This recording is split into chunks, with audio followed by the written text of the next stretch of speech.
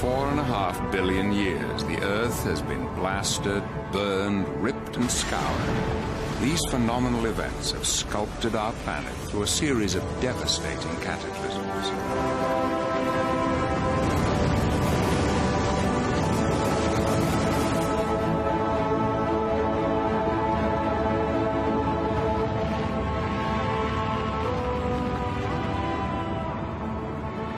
Our ancestors thought volcanoes were the doorways to hell. We think we know better, but we still live in a world driven by natural forces which we cannot control and which are indifferent to our needs. We live on a restless planet. We're only just beginning to understand the awesome power that can raise mountains, form the continents, open and close the seas.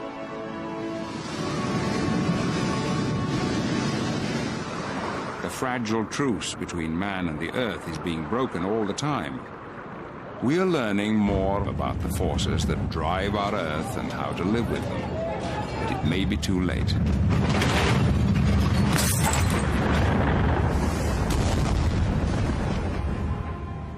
'79 AD, Pompeii, Italy.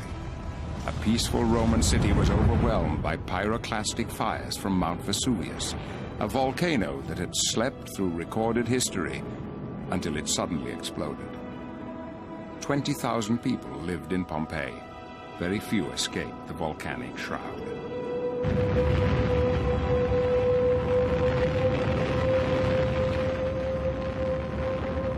"2,000 years later, the people of Montserrat, a small Caribbean island, faced the same threat.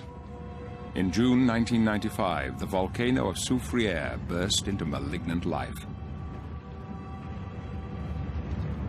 It had been dormant for 400 years.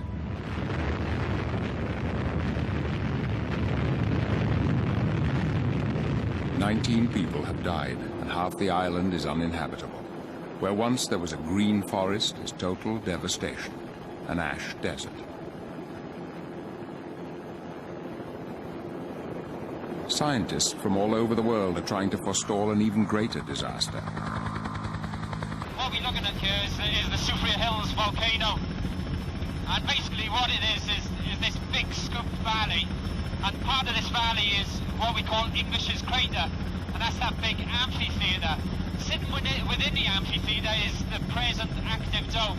The magma is pushed up from below, and it comes out, it's exceptionally viscous, and it just fills up and up and up, forming this big dome structure. It's exceptionally hot, very unstable, and these blocks that are overhanging is what usually falls off, generates the rock avalanches, and then the pyroclastic flows. Mark Davies can't just watch from the safety of the helicopter. He must get as close as he can to the flow. It's incredibly dangerous. At any moment, and without warning, the volcano might erupt again, and he'd have no chance of escaping. We're quite close to the dome here. You can feel the heat coming off it. So it's not really a place we want to hang around. The cracks have opened up 6 centimeters in 3 days. So we'll have to keep an eye on them.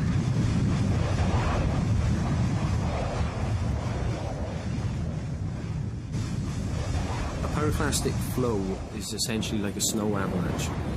The only difference being that it's around about 800 degrees C. It contains big, huge blocks within it, sometimes the size of houses. It contains lots of poisonous gases, and all of that will travel at around about a speed of 80 meters per second in some cases, sometimes a heck of a lot faster. So you can't outrun it, you can't outdrive it, and in some cases the only thing that can get you out fast enough is a helicopter. Essentially, if you get caught in a pyroclastic flow, you really don't know whether you get crushed, whether you suffocate, whether you burn to death first, and frankly, I wouldn't want to know myself.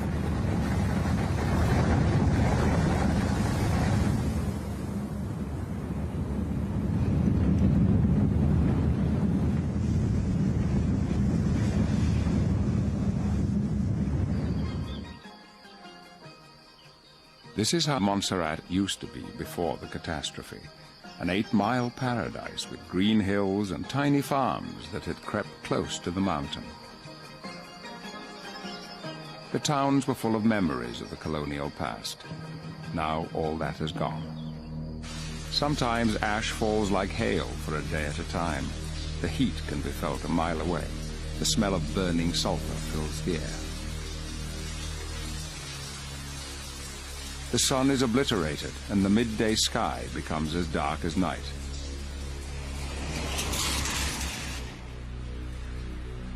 There is nothing to be done but take cover.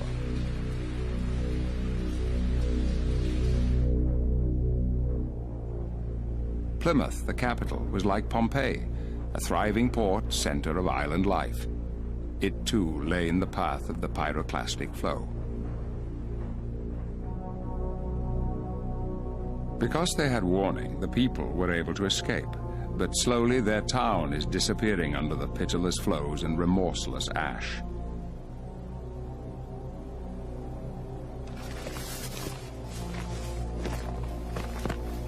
A volcano can sit quietly for centuries until the pressure from below becomes too great and it explodes. What everyone on Montserrat wants to know is, will it explode again, and will it ever stop? The scientists' best hope is to monitor the earthquakes they know will shake the mountain before an eruption. 24 hours a day, they listen and watch. This is the operations centre for the Volcano Observatory. It's monitoring the whole of the volcano. It's an early warning system, if you like. We have points all around the volcano, and so if the ground's moving, then the information that those machines gather out on the volcano is sent back here, and it's recorded on these pens, so it's a visual way of determining how much motion is occurring. When the drum and the needle on the drum and the pen is going back and forth, the bigger the earthquake, the more violent that pen will move. And the greater the chance of a violent eruption. But the technique is only a best guess. It's not foolproof. Distrusting science to save them from the force of nature, the population dwindles daily as more and more people escape to the safety of neighboring islands.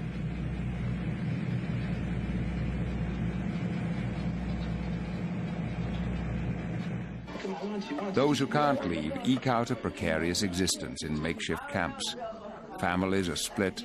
The young see no futures. The old can only remember the past.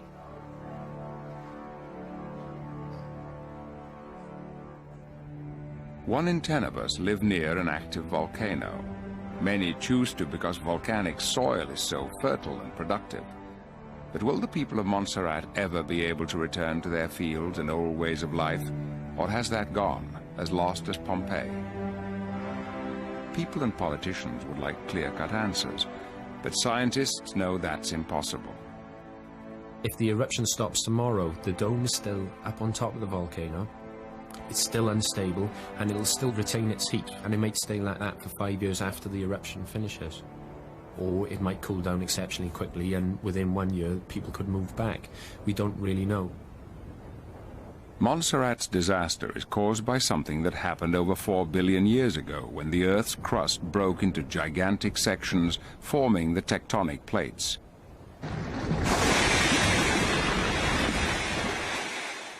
Understanding Earth's tumultuous history is like reading an intricate detective story, for the Earth is unlike any other planet.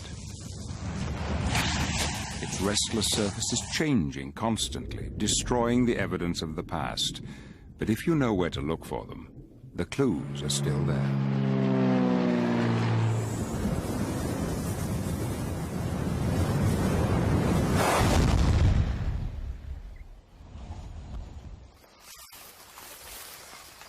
About 18,000 meteorites hit the Earth every year, hurtling down at 70,000 miles an hour. Most are small and do little damage, but each brings clues to the catastrophic formation of our planet. Geologist Roger Buick is working in northwestern Australia. Even though it's just arrived, this is the oldest thing on Earth. It's a chondrite, a type of stony meteorite, and it's been wandering around the solar system for about 4,500 million years. And it's stuff like this that the Earth is made of. Space junk, glued together. 4.6 billion years ago, the molten Earth grew as a continual rain of mega meteorites pummeled it on its orbit around the Sun. Each strike brought with it raw rock, the material from which Earth could grow. It also brought explosive energy, raising the surface temperature of the primitive planet to over 1,800 degrees. A vast ocean of molten rock, 100 miles deep, covered the globe. Internal radioactivity raised the temperature even further. Earth became a melting pot. The meteoric iron began to sink to the center, dragged by the relentless tug of gravity. A kilometer sphere of molten iron would make the journey from the surface to the center of the Earth in less than 1 million years, a blink of geological time. The constituents of the Earth were forming. It had an iron core surrounded by molten rock. On the surface, a thin crust was developing. It behaved like these lava ponds, and the turbulent forces beneath began to fracture the crust. These are the tectonic plates, vast sheets of the Earth's crust, tearing and crashing over the planet's surface. They drift endlessly around the globe like giant bumper cars, joining and separating, carrying with them all the continents and oceans. There are 9 huge ones, many thousands of miles wide, and it's at their boundaries that catastrophes occur. When they clash, new landscapes are created, oceans shift, and mountains soar into the sky.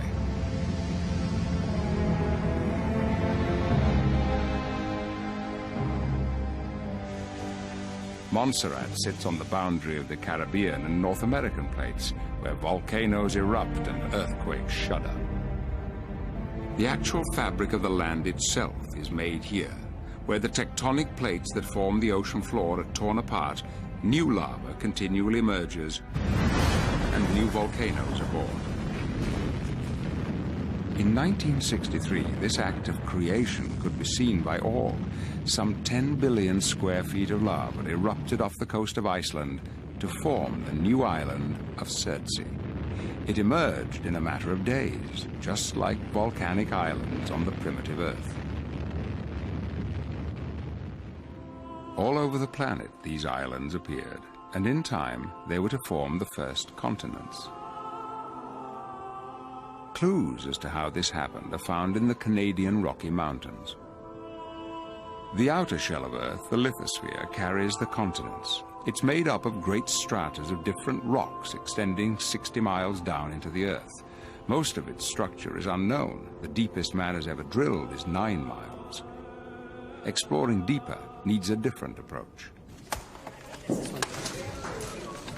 To discover just how their land was formed, a team of 700 scientists, the modern equivalents of early map makers, are charting this invisible territory.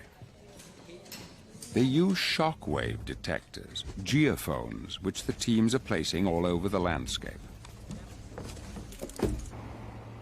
This is the world's biggest subsurface exploration experiment, the lithoprobe. In the Yukon province, the chief scientist is Charlie Roots. Geologists who work in sedimentary rocks are used to continuity, both in oldest rocks to youngest rocks, as well as being able to take the same rock formation for a long distance. You can't do it in these mountains. The rocks on the surface indicate a large platform of limestone, and the surrounding areas are rocks that have no relation to that. They are bits that are not part of the continent that appear to have come from somewhere else. These canyons show the folds and the twists that the rocks have undergone as they've been pushed up against the ancient continent. The problem is that we only get to see the rocks that are at the surface, and in an area where rocks are steeply dipping, there is far more of the story buried beneath our feet. To send shock waves deep into the crust, 200 pounds of explosive are buried in the ground. We're digging 3 holes for the geophones that we're going to be putting in here so that we can have a 3-component orientation system to measure the seismic wave that comes in. We have a vertical geophone, which will measure the vertical component of the arriving wave. There is a north-south geophone that will measure the north-south component of the incoming wave. And we have an east-west geophone to measure the east-west component of the incoming seismic wave.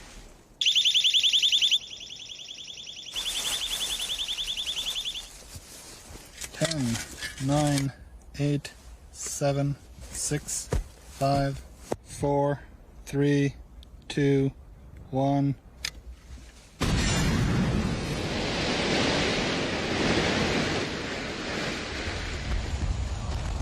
The shock wave races down through the ground. They hit something hard, much harder than the surrounding rock. The shock waves are reflected and speed back to the surface, taking their precious information to the geophones. Analysis of the results shows that under the Rockies are the buried remains of ancient volcanic islands. Over the last 200 million years, hundreds of these islands were grafted onto the North American continent. They form much of the land west of the Rockies, stretching from Mexico to Alaska. This is a clue as to how the first land masses were created. But until very recently, science was at a loss to say just when it happened. Then one day, prospecting for minerals in northwestern Australia, Roger Buick made a startling discovery. This rock is part of the oldest land surface on Earth. It has miraculously survived the never-ending cycle of formation and destruction of the crust.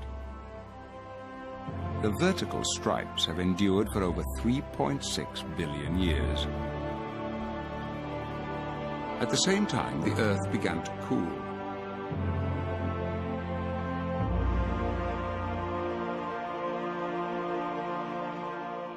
There was moisture in the atmosphere, condensing in pockets, but not enough to create oceans or rivers.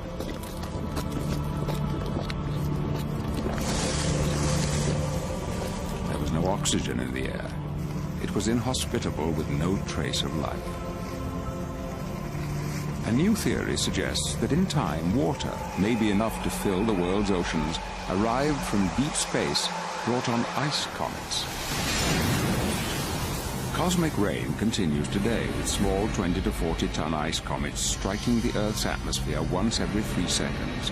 They add 1 inch of water over the entire surface of the globe every 20,000 years. When the atmosphere was saturated, the rain began.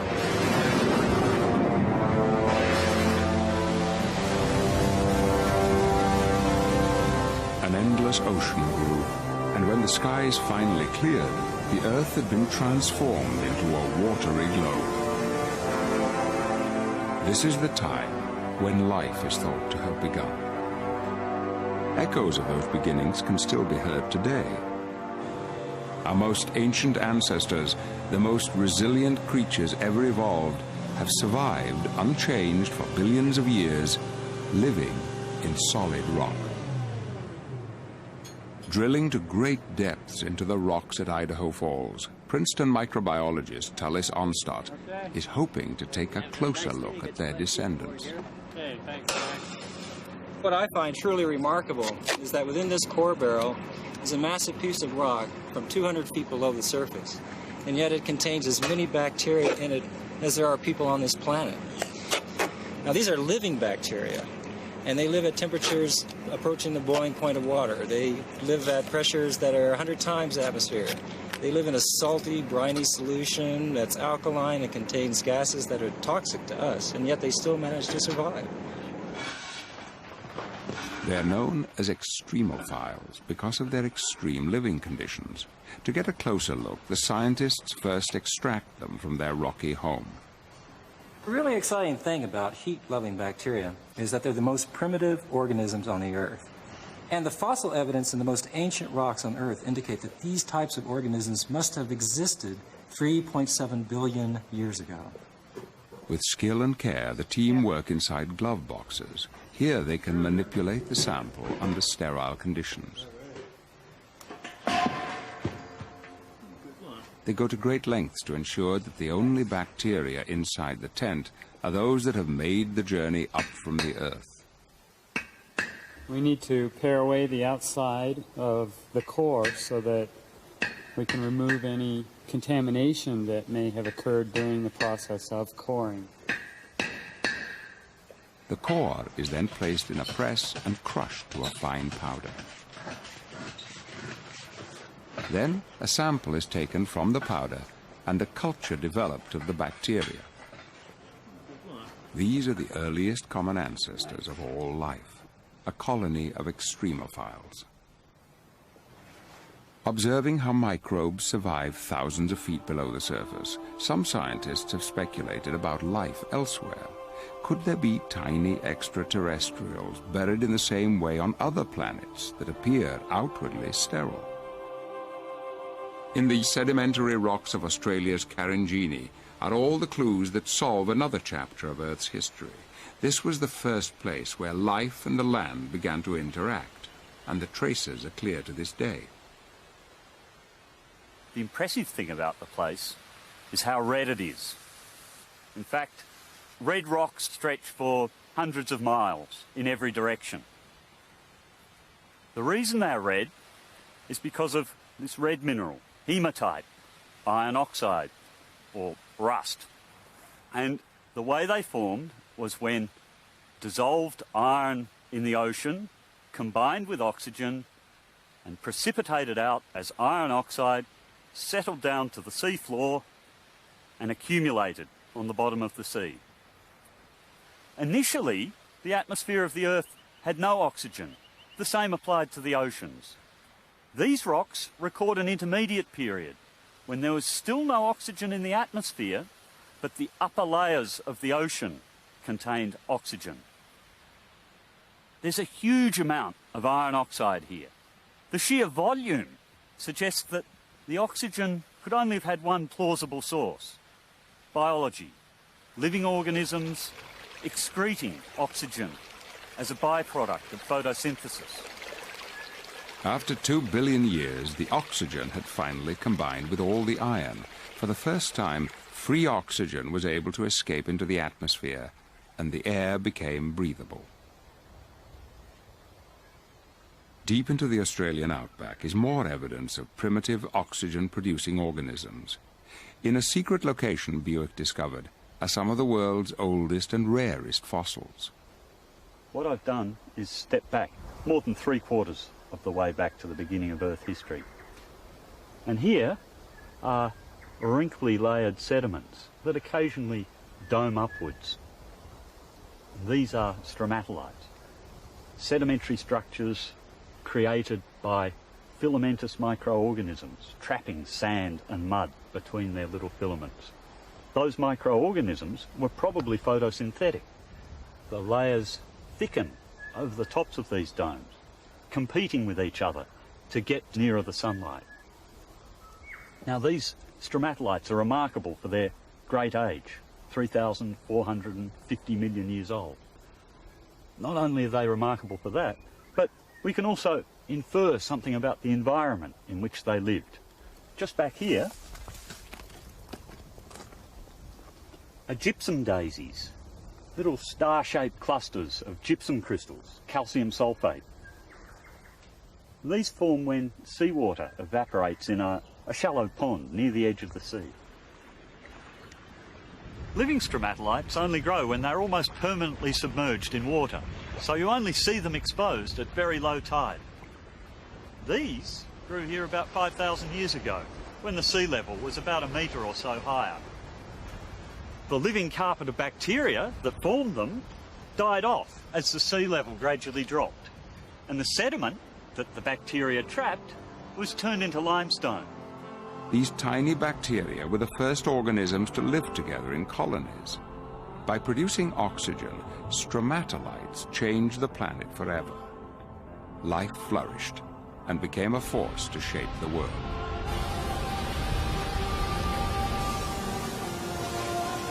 But geological upheavals can spell disaster. 200 million years ago, the supercontinent Pangaea, which stretched unbroken from pole to pole, began to split in two. It took 65 million years. Two continents we know today were shaped by another upheaval that hit the remains of the supercontinent in the south.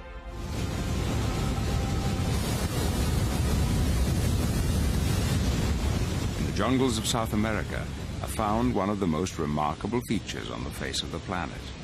This whole landscape owes its existence to this violent chapter of Earth's history.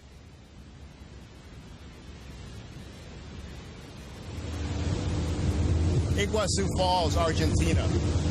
For me, the most spectacular waterfalls in the world. Not only because of the spectacular scenery here, 250-foot-high waterfall, a mile wide, but because of the spectacular geology. What's more, the rocks of the falls contain evidence pertaining to a geological event that took place here 135 million years ago. The geological evidence is here in these rocks. This is basalt, a hard volcanic rock, stained red by iron oxide, oxidation of the iron within the rock. In fact, we're standing here at the base of a basaltic lava flow more than 100 feet thick. Just one of many lava flows in this area, which form a pile of lava more than a mile thick. In fact, in the waterfalls, one can see steps of the waterfalls, which shows the individual lava flows in this pile.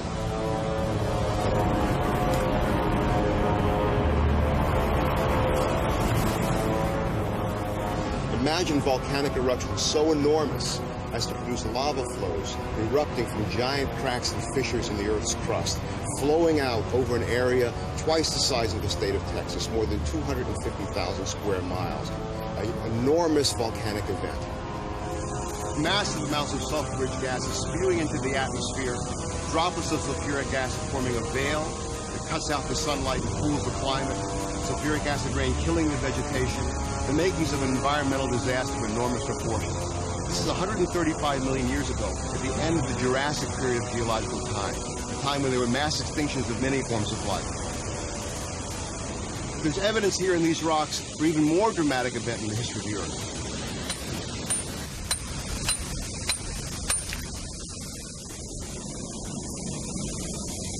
And here's just the piece of evidence that I need.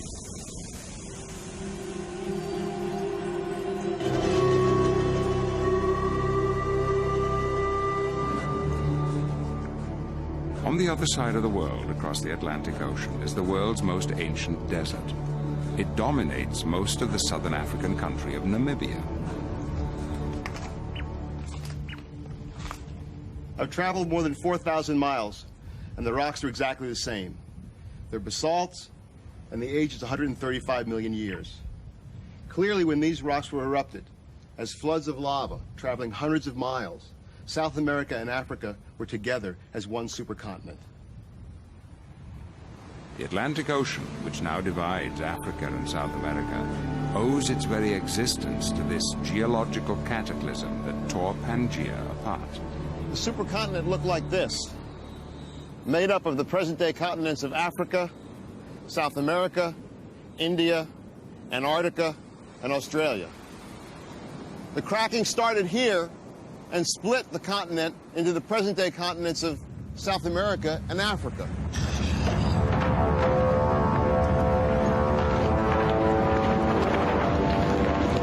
In geological terms, it happened incredibly fast. The crack opened northwards at a speed of 2 inches per year, the split unzipping the land as it went along. Fountains of volcanic fire leapt through the crack. The entire process took only 5 million years to complete. Evidence of the unzipping is clear. The shorelines of South America and Africa match perfectly, and under the ocean, the mid-Atlantic ridge divides the two continents almost exactly down the middle, where it still pushes them apart. Until recently, scientists had never visited the place where this spreading occurred, but now even the depths are giving up their secrets. Alvin, the world's first deep-sea submersible, led the way to this unexplored terrain. Land is Alvin. Valve is open, the light is on, the hatch is shut, oxygen's on, and the scrubber is scrubbing. One of the first regions visited was the East Pacific Rise, part of the spreading area called the Mid-Ocean Ridge. They expected to find evidence of the Earth at work.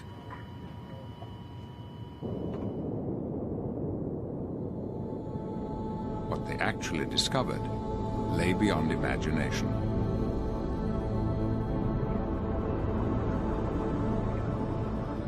From this pioneering work, scientists worldwide are able to study the extraordinary geological systems 4 miles beneath our feet. Lindsay Parson heads a team at the Southampton Oceanographic Centre. These are really some of the most amazing images that I think we have of the ocean floor. They're taken from about 3,000 meters down. They're in the deepest, some of the deepest parts of the ocean floor. And we're here looking at hydrothermal systems where bottom water of the sea is being sucked into the ocean floor, is being heated from the heat engine inside the Earth, and is being delivered out into the ocean floor again once it's dissolved and leached out minerals and chemical compounds from the rock itself, which is why the smokers, as we call them, are black and densely coloured here. The pressure is an immense 2 tons per square inch. Water is superheated to over 700 degrees. It's highly acidic, full of hydrogen sulfide and heavy metals. The equivalent volume of the world's oceans is siphoned through the vent systems every 30 million years. Samples prove that the sea floor along the ridges is the youngest on Earth, endlessly reborn. But an even greater surprise lay in store. Even in this harshest of terrain, life takes hold. The black smokers are warm water oases around which familiar species, shrimps, foot-long clams and mussels, thrive alongside more bizarre forms, 6-foot-long tube worms and strange fish.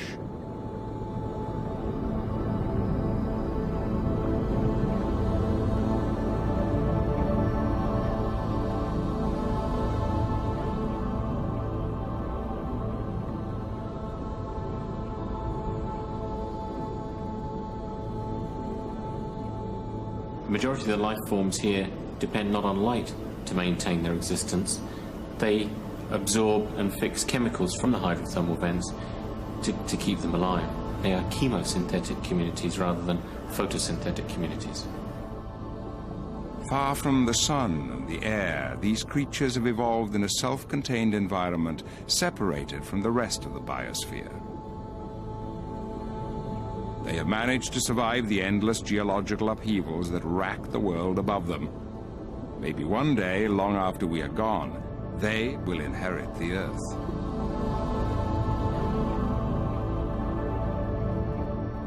Here, scientists can also watch the extraordinary process of the seabed actually creating itself.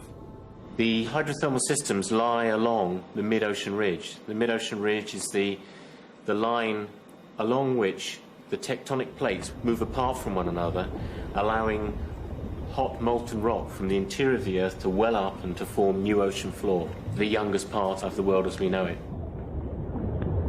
The mid-ocean ridge is the Earth's crust factory. New molten magma endlessly emerges to force the cold, older lava away from the ridges. Enough lava is created each year to bury New York 100 feet deep. And this unrelenting pressure is like a wedge between the plate boundaries, driving them and their continents on their unstoppable journey. Accurate mapping of the seafloor is now possible and crucial to understanding the system on a grand scale. By careful monitoring, scientists can calculate just how fast the seafloor is spreading and the plates moving. A sonar sledge is towed across the ocean bed. Individual snapshots are processed by computer and a photomontage created. That information is turned into 3-dimensional maps. What emerges is that the seafloor is full of great valleys and deep trenches. and that here is the largest and tallest range of volcanic mountains on Earth. 40,000 miles long, sometimes 5 miles high, stretching around the globe like a seam on a baseball.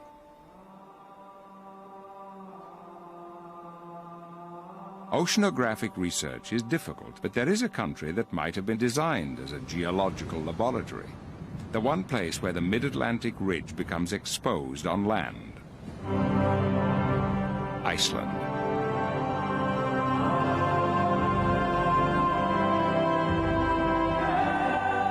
The land here is being torn apart.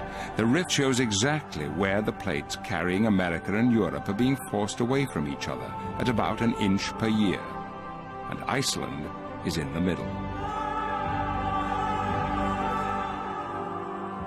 The land is continually reshaped through eruption and rifting. The lava from the flows forms vertical dikes and horizontal beds, just as it does on the ocean floor.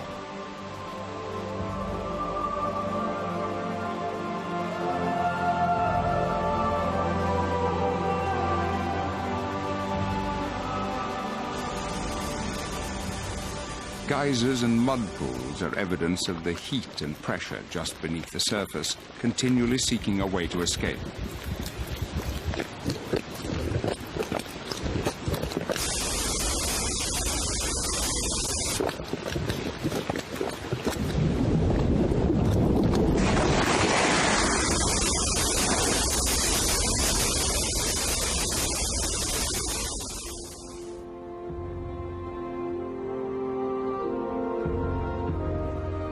Ice and fire is a deadly mixture. In 1996, part of the mid-ocean ridge erupted under the ice cap.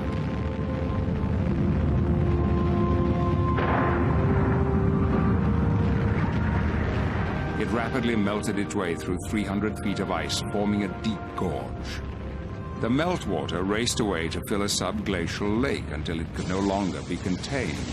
In the catastrophic flood that followed, 10 square miles of land drowned.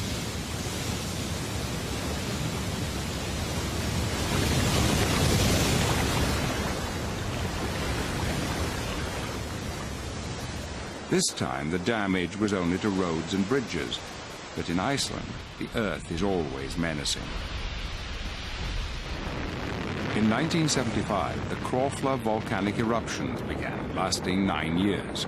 14 square miles of basalt spewed out, in some places widening the land itself by 28 feet. In 1973, the town of Jaime was almost overwhelmed when the nearby volcano woke from a 5,000-year sleep.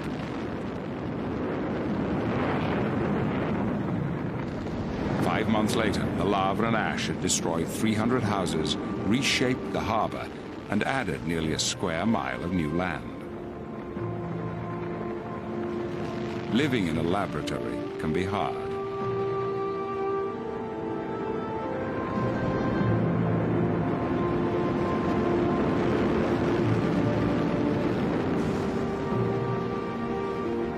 But if new land is continually being made at the crust factory along the ridges, why isn't the world itself constantly expanding? The reason is subduction, the giant recycling process that has been going on since the world began and which causes most volcanoes and earthquakes. Subduction zones are the graveyards of the old, dense oceanic floor. Where it collides with the lighter continental crust, it's forced down.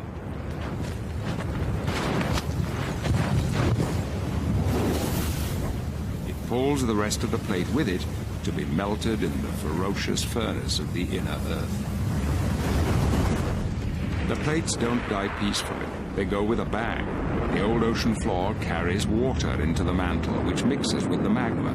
When the pressure can no longer be contained, it explodes. In that most awesome of natural events, a volcanic eruption.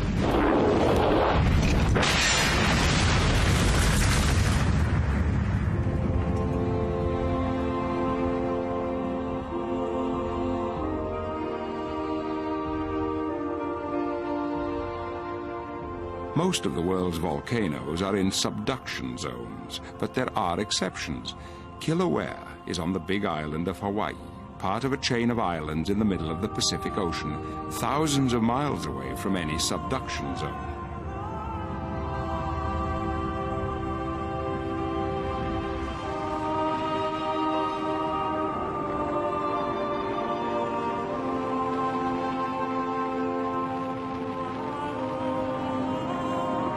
But the whole chain is formed entirely from volcanoes, whose rivers of fire heave and bubble at temperatures of 2,000 degrees.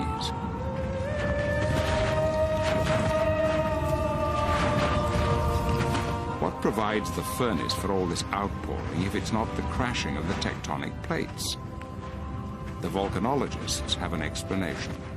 The lava that's flowing and spattering behind me is the surface manifestation of a thermal anomaly, or a hot spot that's deep within the earth beneath my feet.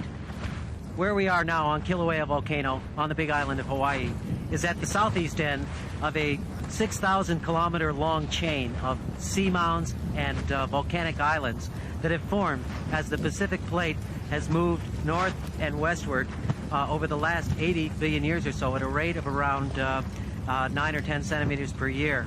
So as the plate moves over this hot spot, you burn through the lithosphere, forming a volcanic island, and then the plate moves on, and a new island forms further to the southeast. The hotspot has made Kilauea the tallest mountain in the world, 30,000 feet from its base on the seafloor, taller even than Everest. It's also one of the most studied.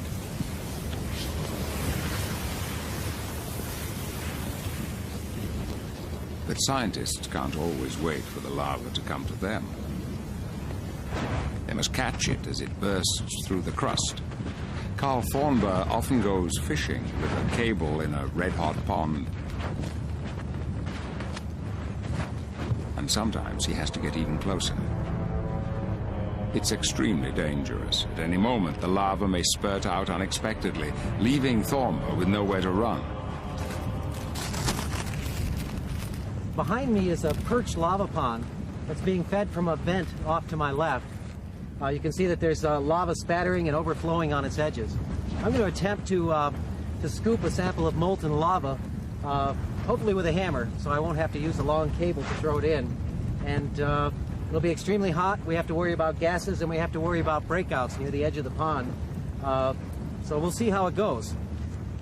Thornburg is risking his life. But unless scientists can learn how to forecast eruptions, volcanoes will continue to be an uncontrollable threat.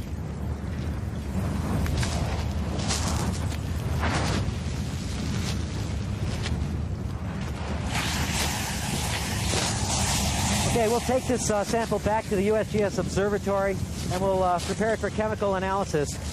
The chemistry of Hawaiian basalt is unique compared to volcanic deposits near subduction zones or near mid-ocean ridges, and that will be reflected in the chemistry that we see. More importantly, we're looking at very subtle variations in chemistry that can be correlated with the eruptive history of this volcano. So it will allow us to predict what may happen next. High on Maui, the next island in the chain, NASA scientists at the Satellite Laser Ranging Station are preparing for a long night's work.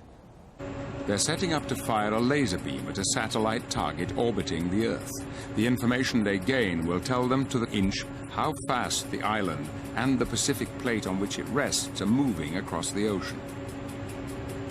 They have to time the firing exactly to be sure that no planes are passing.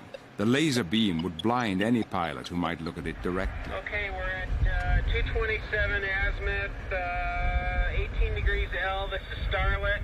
Culmination's at 74 degrees. We're rotating clockwise.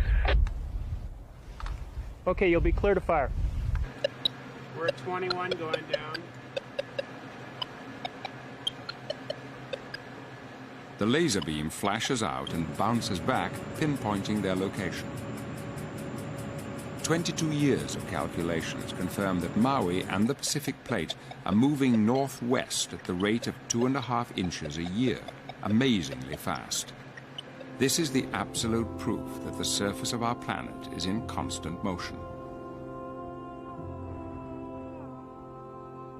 Tectonic theory says that the volcanoes of the Hawaiian chain should get progressively older and become more eroded the further they travel from the hotspot, and they do. One day, the raging fires of Kilauea will be as silent and cold as these dead cones.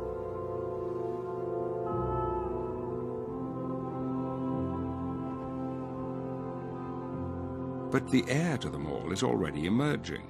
As one island dies, a new one is formed. The hotspot is currently moving or manifesting itself at Loihi, which is a submarine seamound to the south of the big island of Hawaii and still more than 3,000 feet beneath the surface of the ocean.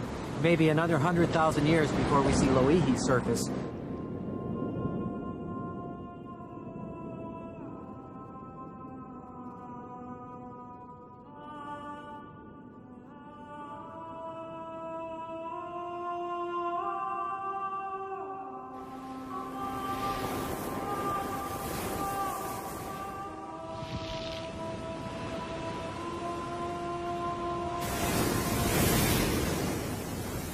At the same time, the hotspot is causing destruction elsewhere. The pressure of the continual input of magma from below is bulldozing open this great crack which stretches across the length of the island. It is more than 80 feet deep, and it's splitting away at 3 inches a year.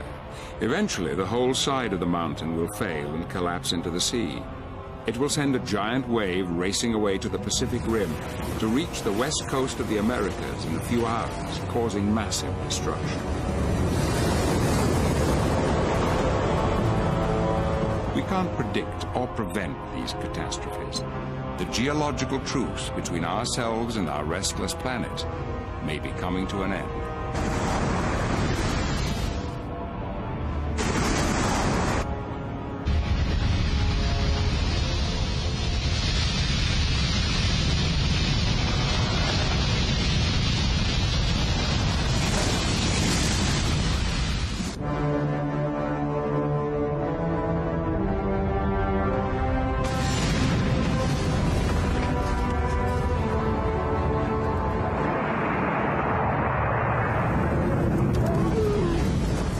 Cataclysms may have caused extinctions and disasters, but they have also shaped the Earth and produced an environment in which human life could flourish. The air breathable, the seas are warm, climate mild, the ice rooted firmly at the poles. In fact, a geological truce. But that truce may be coming to an end. The forces that drive the Earth are impervious to our needs. With man so widely spread across the planet, cataclysms of nature will turn into human catastrophes. Every movement of the plates brings the danger of disaster nearer.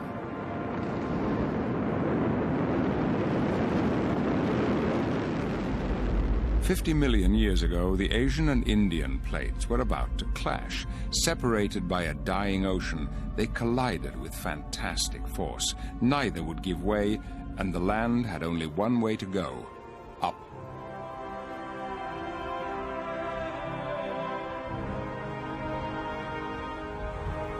This is the world's highest mountain range, the Himalayas. This entire area was uplifted from sea level to over 5 miles high in less than 30 million years. How do the scientists know? From the evidence of the rocks. There's dramatic evidence for this uplift right in the face of Everest and Lhotse. The famous yellow band that you can see cutting across is actually a marine limestone. It was formed in the bottom of the ocean. So 50 million years ago, the tops of these mountains were at the bottom of the sea. It's hard to believe. We have similar evidence from Tibet, where we find things like this, ammonite fossils of marine creatures at now more than 4,000 meters above sea level. Certainly these tell us that plate tectonics supplies enough force to lift things from the bottom of the ocean all the way to here, the top of the world. This is the only place where 2 continental plates are colliding on such a scale, and the mountains are still growing as a result of the tectonic squeeze. Even Everest is still stretching skywards. I can't quite feel it, just standing here on a piece of Himalayan rock. The Earth that I'm standing on is actually moving up at about 10 millimeters a year, and is moving to the north at an even faster rate than that, maybe 15 millimeters a year. The reason why we can measure this is because of these fantastic receivers. They use 4 satellites up in the sky above me to solve a simple triangulation problem. But they're so accurate that they can give me something like 1 millimeter of accuracy in the horizontal and more like 5 millimeters in the vertical. That way I can come back year after year. We can see that this point drilled into this rock that's attached somehow to the root of these mountains and the continental plate that they're stuck to is moving. There is another way that Rebecca Bendick and her colleagues can discover exactly how the Himalayas are growing. They have found an area in the foothills, 10 miles south of the highest peaks, that is rising even faster than the mountains. The clues to the uplift are found in the fast-flowing rivers that tumble through these valleys.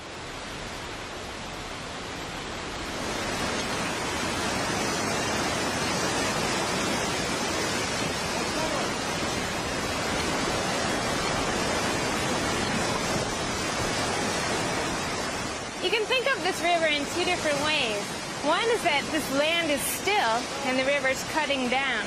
The other way, and I think a better way to think about it, is that the river is staying at sort of a constant position with respect to the sea, way off in the Bay of Bengal, and the earth around it is rising up. So in order for the river to stay in one place, it needs to cut down like a knife through butter.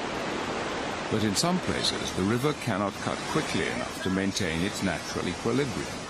Here, the land rises faster than the river erodes it down, and a giant step is formed, creating white water and rapids. We're looking for places where the river is a lot steeper than its average gradient anywhere along a stretch. Those steeper places are corresponding to places where the uplift is quick, so quick that the river can't keep up. This will give us clues about places to come back and do more intensive GPS research to try to pin down the uplift rate. It seems this area is continuing to rise faster than the high peaks. One day, this riverbed will be taller than Everest.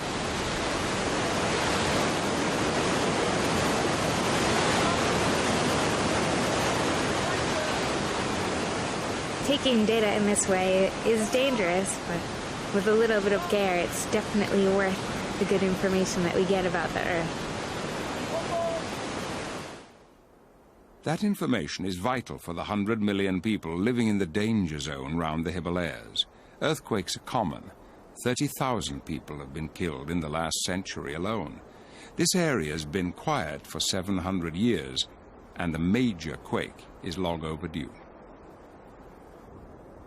Rebecca Bendick's monitoring shows that the convergence of India and China at 2 inches a year is setting up immense stresses which must eventually be released. A solar-powered GPS station will send back information 24 hours a day, hopefully giving an early warning. The crux of the matter is that we need to know how that total convergence is partitioned over the faults. If all 60 millimeters of convergence has to be accommodated in one place, on one fault, on this one narrow line, then the earthquakes we have there are going to be big and they're going to happen often. But if instead all of that strain is accommodated on several different faults, something like an accordion, then each fault can only be expected to fail less frequently and less violently. Earthquakes are appallingly destructive to human life, but for scientists, they have their uses. The seismic waves are like sonar. By listening as they pass through the Earth, a picture can be built up of a place no one will ever see. First, the waves race through the crust, the skin on the planet's surface. In some places, only 4 miles separate us from the intolerable heat of the mantle and interior of the Earth. 3,000 miles down in the core itself, the temperature reaches an unimaginable 7,000 degrees. It is the ultimate nuclear reactor, the engine driving the planet. Cooling comes by gigantic convection currents in the mantle, and it's that heat rising with the hot magma that forces the tectonic plates to shift.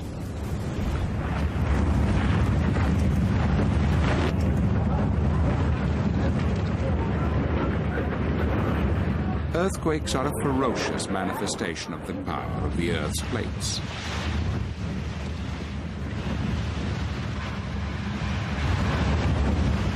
More than 1.5 million people have been killed by them in this century alone. Most quakes occur along fault lines where the plates grind together. Scientists can't tell us when this terrifying destruction is likely to occur. They can only tell us why. You can't have an earthquake without a fault. And I'm standing right now on what is perhaps the most famous fault in the world, the San Andreas Fault, that extends from Mexico down south, way up to Oregon in the north. This is one of the few places in the world where you can stand with one foot on one tectonic plate and one on another. In other words, this ground here is attached to New York and Iceland. The ground here is attached to Hawaii and Japan. At this part of the fault, the plates are stuck. They should be moving at 2 inches a year. The last earthquake was 100 years ago, and the fault is storing up the unreleased energy. The longer the plates are stuck together, the larger the ensuing tremor will be. Further north, the plates are sliding smoothly past each other. The evidence is clear from the way this fence has buckled. We're on the San Andreas Fault south of San Francisco, and this is an interesting part of the fault zone because the 1906 earthquake ruptured through this field here across the road and stopped about here. But this fence was built after the earthquake. In other words, the fault has been sliding ever since then. So what's going on here exactly? And you can see here, there are cracks in the road. These have grown since I was last here, all over the road here. And I have a machine in the field, and I am absolutely dying to see what it says. Let's go have a look. What we have in the field here is a creep meter. A creep meter measures creep on the fault, the creep that's caused the offset of this fence. It consists of a rod that is attached firmly to that side of the fault, passes through the fault into the box here. Inside the box is a computer that's been measuring things. Now, I have to be rather careful because sometimes there are snakes here. Oh, not this time. Good. What's left are black widows and ants. All right. So here is a computer that's been measuring for a year. It records the movement of the fault every minute to about 1/1000th of an inch. So let's download the data and have a look. There we are. Well, it looks as though we've had about 7 millimeters of creep, like this site usually has. But the interesting thing is it's all limited to a very short period of time. If you look here, you can see the fault has been locked for most of the year, but suddenly, in the middle of September, it takes off, and it slips about 5 millimeters in the space of a couple of hours, and it continues to slip in the next few days. In other words, a whole year's budget of slip occurs within the space of a few days. That might not seem much, 5 millimeters, but it's affecting a long section of the fault, maybe 5 miles long, involving millions of tons of rock. Now, it really doesn't matter here. This is a nice sort of field, there aren't any people, but further north, this creep process and the things that are happening beneath the earth are far more sinister. San Francisco is home to 2.5 million people and lies right on the Hayward Fault. In its 200 years history, it's been hit by 3 killer quakes. Scientists know the slippage on the fault has begun to slow down, a warning sign. But when will it strike? In 1989, 67 people died in an earthquake at Loma Prieta, part of San Francisco. No one had foreseen it coming.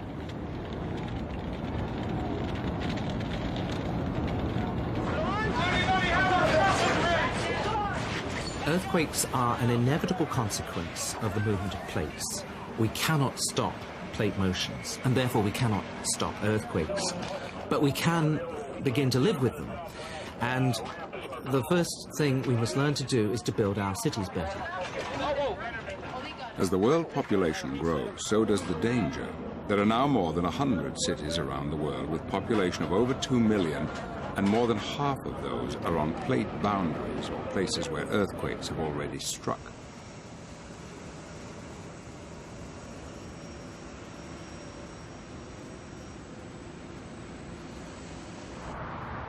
Los Angeles is the most vulnerable of all the places on the West Coast fault line. This stretch of road shows why. Not only is it on the San Andreas, but here the fault is being forced round a bend. Where this happens, the rocks get compressed with enormous force. They cannot go sideways, so they go up. The movement curls the rocks, bends, folds, and crunches them, faulting and distorting the land. Many faults never surface, although scientists know they're there. Known as blind faults, they are probably the most dangerous of all. You come down the hills here until you hit the plains, the flat area where 11 million people live, and across there, far behind, the tall buildings of downtown LA, we think there's a fault right there, right underneath the center of LA. At 4:24 in the morning on the 17th of January 1994, the suburb of Northridge was shaken to its foundations. A blind fault had fractured 11 miles down, causing some of the most intense ground shaking ever recorded. Ground acceleration exceeded gravity, throwing buildings, furniture, and people into the air. 61 died, 9,000 were injured. Buildings, roads, and bridges were destroyed. Damages ran to $20 billion, and the aftershocks went on for days.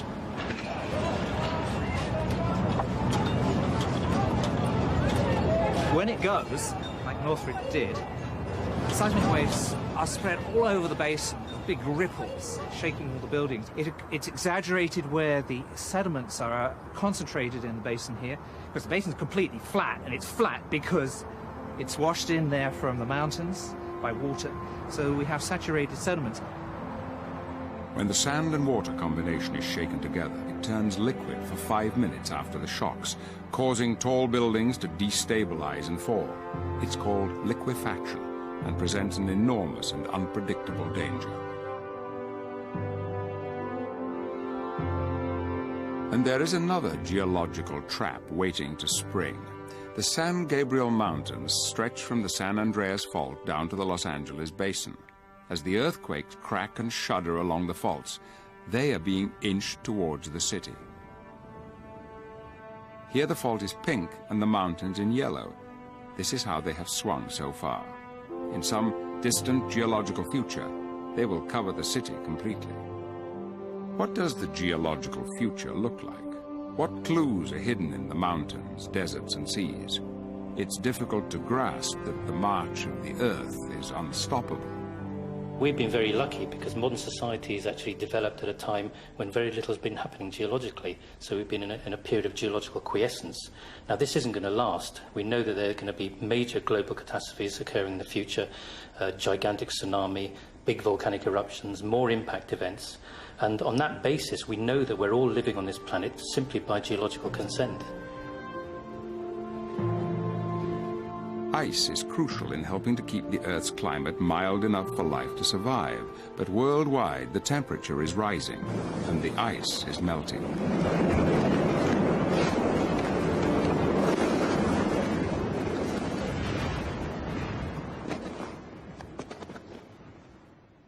If this keeps happening, sea levels will rise. A rise of only 15 inches would spell catastrophe for low-lying countries and low-lying cities. Major sea level rise in itself may be catastrophic for the planet, but actually there are unexpected effects as well, and that is that rising sea levels may trigger volcanic eruptions. We know know this because we've been looking at the relationship between changing sea levels and volcanic eruptions in the Ice Age, when we had changes of 100 or 200 metres in sea level over a few tens of thousands of years. Maguire's new work on Etna seems to show that the more rapidly sea level rises or falls, the more violently the volcano tends to explode. When sea levels rise around coastal volcanoes such as Etna, they have a rather interesting effect. If you imagine the volcano sitting on a plate with Etna here, if you then load the other half of the plate by sea level change of 100 metres or so, it has the effect of bending it. And what that does is set up tensional stresses within the volcano, and any magma sitting there will burst its way out in the form of an explosive eruption.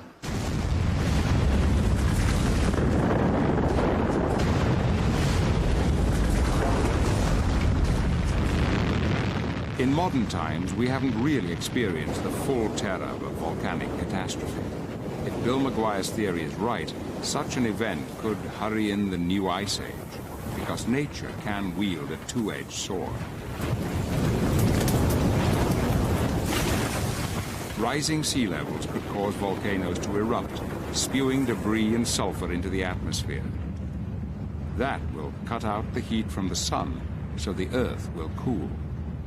That will make the ice form again, freezing the oceans so sea levels drop once more.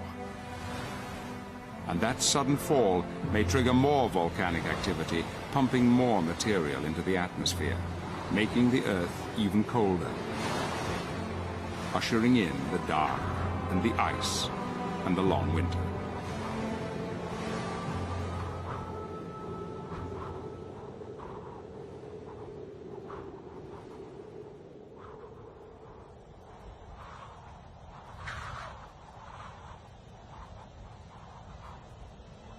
There is evidence for many ice ages during Earth's history, but the last full and most severe one began 45 million years ago, just as the Himalayas were being formed. One theory attributes the dramatic cooling to this tectonic turmoil. The mountains are littered with limestone rocks and rubble. This debris would combine with rain and carbon dioxide in the air in a chemical reaction which removed millions of tons of the gas from the atmosphere. With less greenhouse gas to keep it warm, the entire planet would cool, triggering the Ice Age. At the edge of the vast ice sheets, immense glaciers advanced relentlessly. Nothing could resist as they raced forward at speeds of up to 10 feet a day.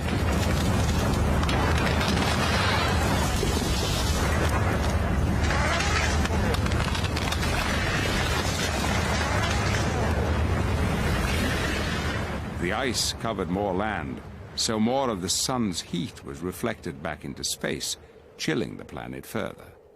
At its coldest, Earth was covered by 3 times the volume of ice on the planet today. This ice locked the water away, trapping it on the land. With less available water, the world's sea level dropped by 425 feet.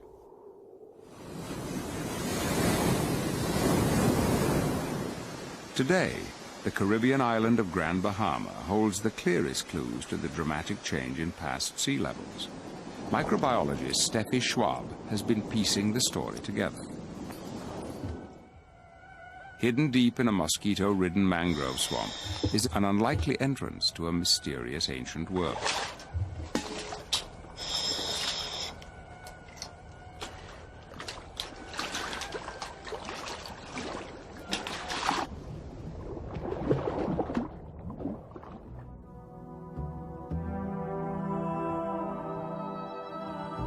These caves have a story to tell concerning past sea level fluctuation and past interglacial and glacial periods.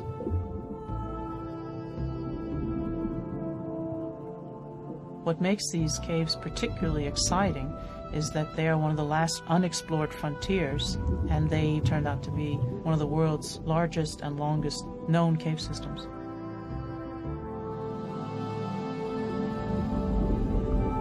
We move from the entrance into a very large cathedral room where we can see the ceiling comes up to what we commonly call these cave systems, which is a blue hole.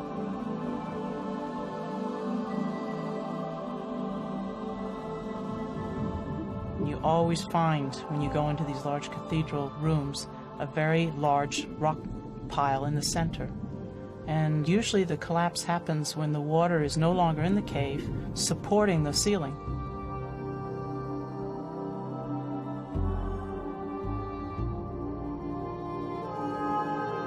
I'm now swimming through what is called a mixing zone, and this is where the fresh water mixes with the seawater and causes what we call a shimmer.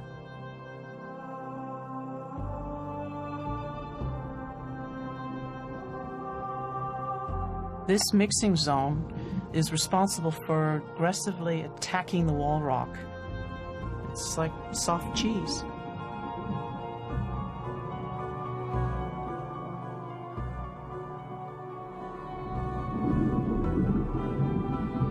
Normally, limestone could not be removed with your finger. You would need a rock hammer and a chisel.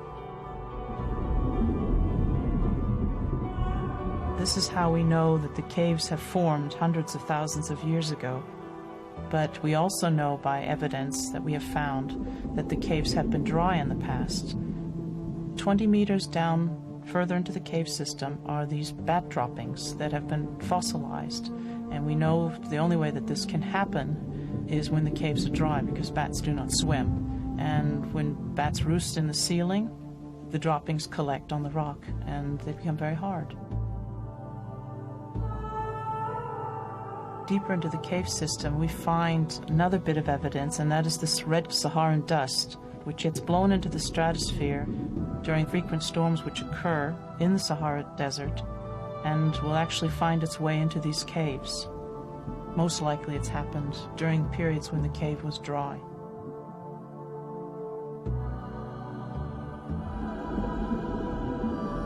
The final bit of evidence which supports the fact that the caves have been dry are these beautiful stalactite and stalagmite gardens that we find at 28 meters plus. Stalactites and stalagmites form during the ice ages and have formed over a period of hundreds and thousands of years. What happens is the water is frozen in the ice caps on the poles, sea level drops, and the caves become dry. And usually during ice ages, it rains a great deal more in the tropical regions of the world.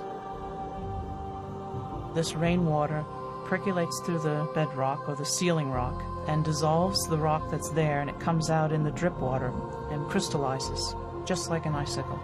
And basically these are rock icicles.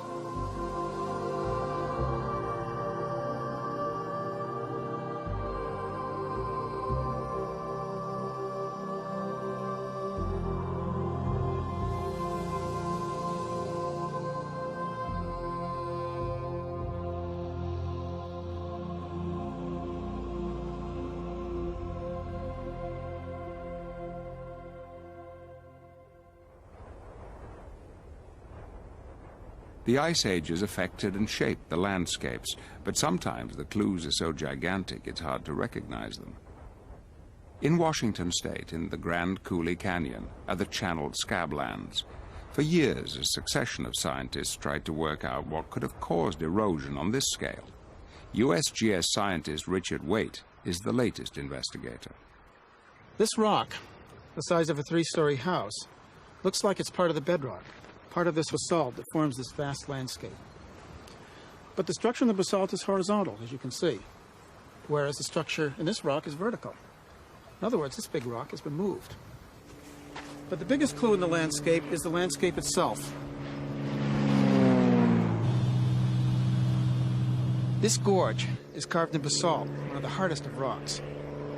It ends in a sheer cliff, 400 feet high, and it's in the shape of an enormous horseshoe.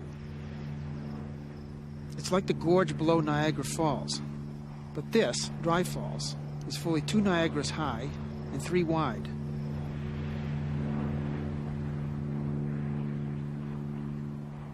Waite is continuing the work begun by geologist J. Harlan Bretz in 1923. Bretz was the first to say that this entire landscape was a gigantic riverbed formed by 3,000 square miles of the Columbia Plateau being swept away.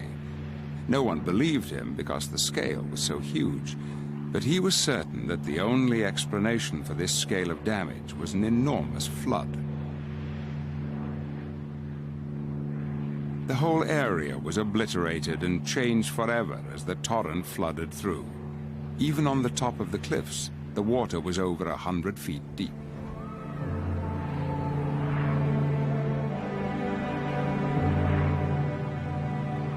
The basalt cliffs are amongst the hardest structures found in nature. Resistant to weathering and erosion, these walls could only have been cut by an enormous body of water. One by one, these columns of frozen lava were quarried from the rock face and carried away by the raging torrent, causing the wall to retreat and the cataract to widen. So it was accepted that this is how the channeled scablands were shaped. But an important part of the mystery remained. Just where could all that colossal, earth-shattering volume of water have come from? 100 miles to the east, geologist Joseph T. Pardee had described an enormous Ice Age lake, Glacial Lake Missoula. This lake held in some 600 cubic miles of water. 600 cubic miles is all of present-day Lake Erie, plus all Lake Ontario. The lake was held in by an ice dam that had crossed the Clark Fork River and dammed it. The lake rose 2,000 feet deep against the side of the ice dam, but there was no evidence to link the lake with the channel scabland. In 1939, Pardee discovered a series of giant ripples. These are like sand ripples on the beach, but they are of enormous size, hundreds of feet apart, 10 feet high and more, and they're composed of gravel. Such a feature could only indicate a swift outflow from Glacial Lake Missoula. The gigantic ice dam held back the water until it reached a critical level. When it was 1,800 feet deep, the pressure of the water was so immense that it forced its way through the base of the ice dam. Having found a weakness, the icy waters raced on, widening the split and weakening the dam catastrophically. The waters of the entire lake were released in a devastating discharge. This discharge was 10 times the flow of all the world's rivers. That's almost beyond belief. In 1926, a freak flood created a 100-foot deep canyon, 200 miles away in the Walla Walla Valley. It revealed many layers of silt. Waite realized that this area must have been in the path of the great floodwaters that formed the channeled scablands. This white layer here is an ash that we know is from Mount St. Helens. We've analyzed it chemically, mineralogically, and it clearly came from Mount St. Helens. And we know its date. By radiocarbon dating, we know that this is 15,000 years old, approximately. Therefore, we have a beautiful timeline running through this section of 15,000 years. The ash could only have fallen after the flood had passed and the sediments settled, yet it's covered by many layers of sediments, 39 in all. This was the final piece of evidence that explained the creation of the scablands. The catastrophic outburst flood must have happened time and again. Once each flood had left its mark, the vast glacial dam would advance and the waters of Lake Missoula would start to rise again, continuing the cycle of flood followed by calm. Only when the time of the ice was over did the flood stop. The change from Ice Age to warmer times is governed by how close the Earth is to the Sun. Every 100,000 years, the shape of the Earth's orbit around the Sun changes. This has led some scientists to wonder if the recurring cycle of catastrophe and extinctions on our planet is governed by extraterrestrial forces. Mass extinctions and the catastrophes that cause them seem to follow a periodicity of about 30 million years. It's that cycle that suggests that the cause of a catastrophe lies outside the Earth. On a clear night here in Africa or in other places where you can see the night sky, we can see astronomical evidence for the cause of these geological catastrophes every 30 million years.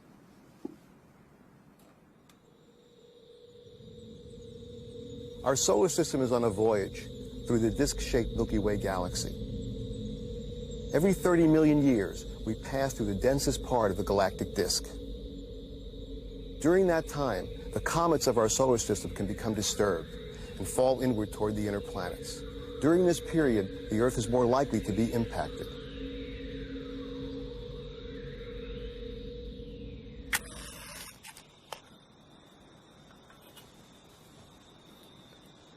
This cycle may explain the catastrophic history of the Earth.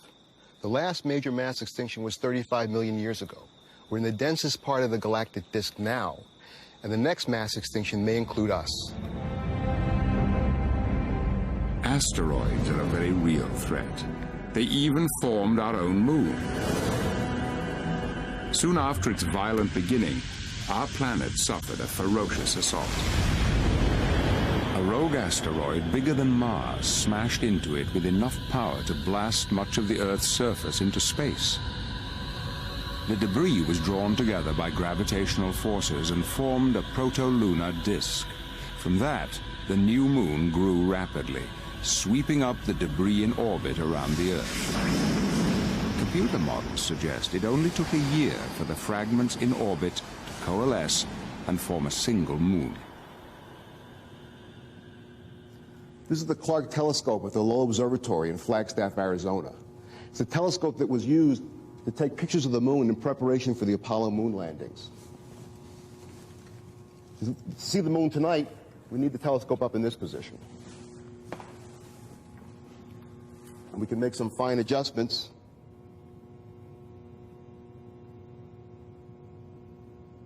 The density of the craters on the moon's surface was measured using the photographs taken by the Clark telescope. What's more, the astronauts visited some of these regions in their 6 Apollo missions. Man, does this thing have steep walls. They said 60 degrees. Now, I tell you, I can't see to the bottom of it, and I'm as close to the edge as I'm going to get. That's the truth.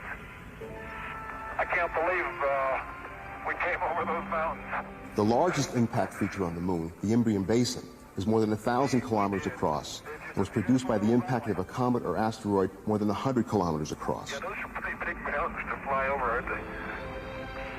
The basin is surrounded by mountains more than 5 miles high. This is where the Apollo 15 astronauts landed and took samples. They show that these mountains are not like the mountains on the Earth, but they're piles of rubble, fragmented rock thrown out by this giant impact. Look at that. Guess what we just found? I think we found what we came for. Crystal rock, huh? Yes, sir. You better believe it. The pristine moon rocks that were brought back by the Apollo astronauts have been radiometrically dated and studied. And they show that impact has been an important process in the formation and evolution of the Earth-like planets. What's more, the radiometric dating of the rocks has shown that the moon underwent a hellish bombardment between 4.5 and 4 billion years ago. After that time, the bombardment died down.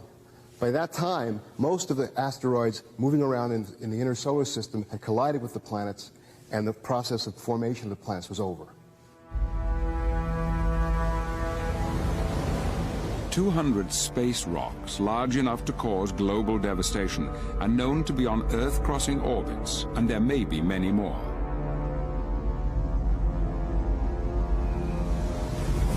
Here in Namibia, meteorites have always been considered special objects, worthy of veneration.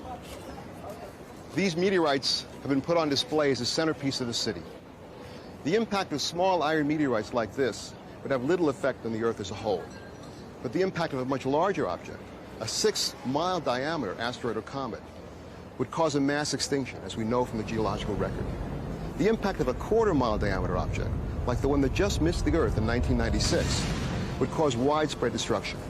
A hit in the ocean would cause tsunami that would devastate coastal cities. And a hit on land would produce a dust veil that would produce nuclear winter-like conditions that would threaten civilization as a whole.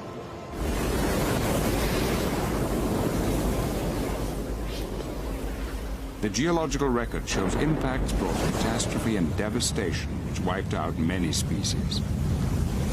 There have been 5 key mass extinctions in Earth's history. Best known are the dinosaurs. Why did they simply disappear from the face of the Earth? India may provide the answer. 65 million years ago, it was still an island drifting towards Asia. This was when the layered landscapes of the Deccan Traps were created. A great volcanic rift spewed out 500,000 square miles of lava. Layer after layer of lava lies on the land in places up to 8,000 feet thick. Some scientists believe that the scale of this volcanic activity was so great it killed off the dinosaurs. Professor Michael Rampino thinks the traps were triggered by an extraterrestrial visitor. This is the Hoba iron meteorite in Namibia. It's the largest meteorite known on Earth. And like most meteorites, it contains the rare element iridium. And iridium has proven to be the clue, the connection, between the impact event and the extinction of the dinosaurs. Iridium is found near impact craters, but is extremely rare elsewhere in the Earth's crust. At these craters, the levels of iridium are 10,000 times higher than normal. Such high concentrations have been found in the sedimentary record all over the world at a consistent date of 65 million years ago. Recently, a crater more than 110 miles wide was detected off the coast of Mexico's Yucatan Peninsula. It too was created 65 million years ago. It was formed by a 10-mile-wide cosmic killer which closed on Earth at more than 60,000 miles an hour.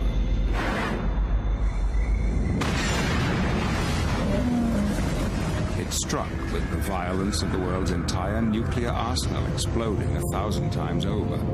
It sent out a ferocious fireball engulfing the land for thousands of miles around. Enormous fires raged for months, destroying everything in their path. The impact may have had other catastrophic effects as well.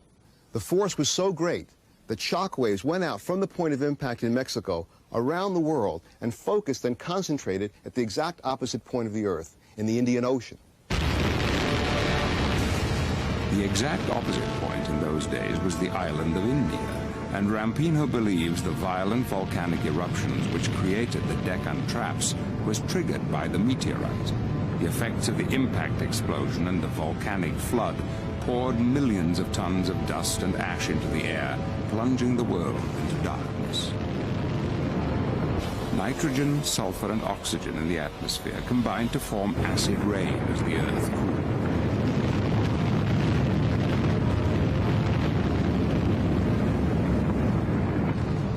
In this cosmic winter, 75% of all living things perished. When the skies cleared, the dinosaurs had gone.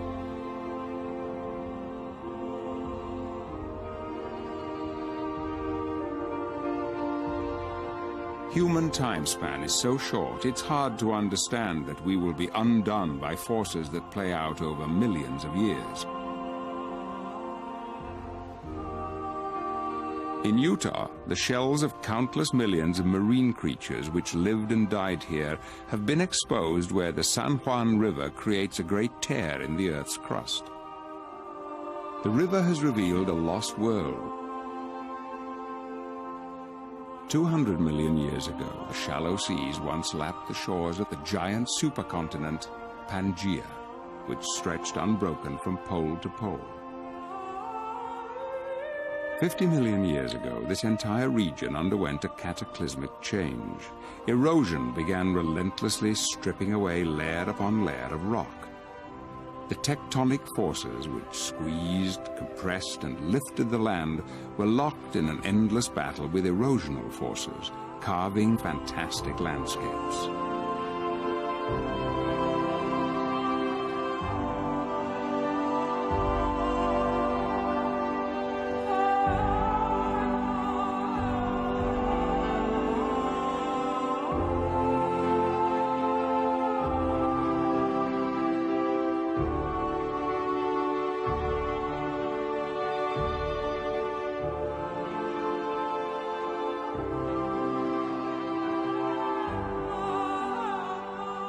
Water is the strongest force of all. It cuts through solid rock to create deep canyons.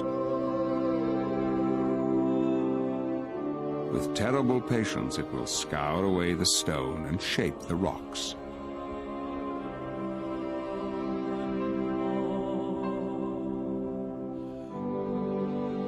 One day, In an unimaginably distant future, Antelope Slot Canyon will be as wide and as deep as the Grand Canyon itself.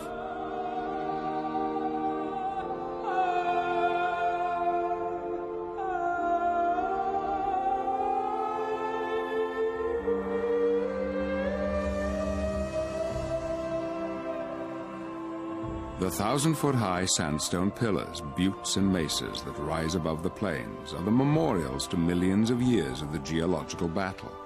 But they too will disappear.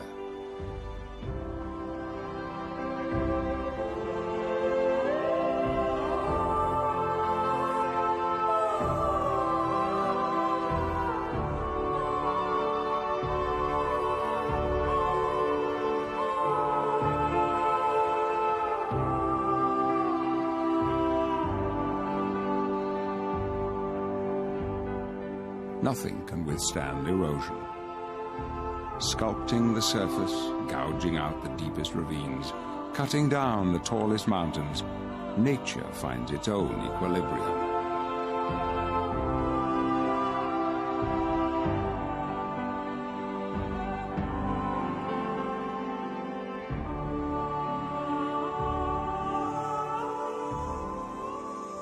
The small mining town of Colemanskop, abandoned just a few decades ago, is already being invaded by the sand dunes. Eventually, it'll be entirely covered. If we turn our back for one moment, the geological cycle of erosion and deposition will take over. Professor Rampino knows from his work in the Namibian desert how the tectonic dance will end. Scientists may argue about the short and medium term, but the further ahead they look, the clearer the vision becomes. The sand in this dry riverbed in Namibia is part of an endless cycle of erosion and deposition. The sand is formed by erosion of granite outcroppings and carried downstream by rivers to the coast and picked up by ocean currents, moved along the Namibian shore to form the long beaches of Namibia. Some of the sand is blown inland to form dunes. The sands can be consolidated into sandstone and then be eroded again to form new sands, part of a cycle from granite to sands to sandstone and back to sand again. On a human timescale, not much happens, but on a geological timescale, all that we have done and all that we have made will be destroyed. So, at the end, Earth has no future. Through millennia to come, the unfamiliar continents will form and move on as the plates continue their wanderings. Rivers will change their courses, oceans will empty and fill, and mountains erode and rise again.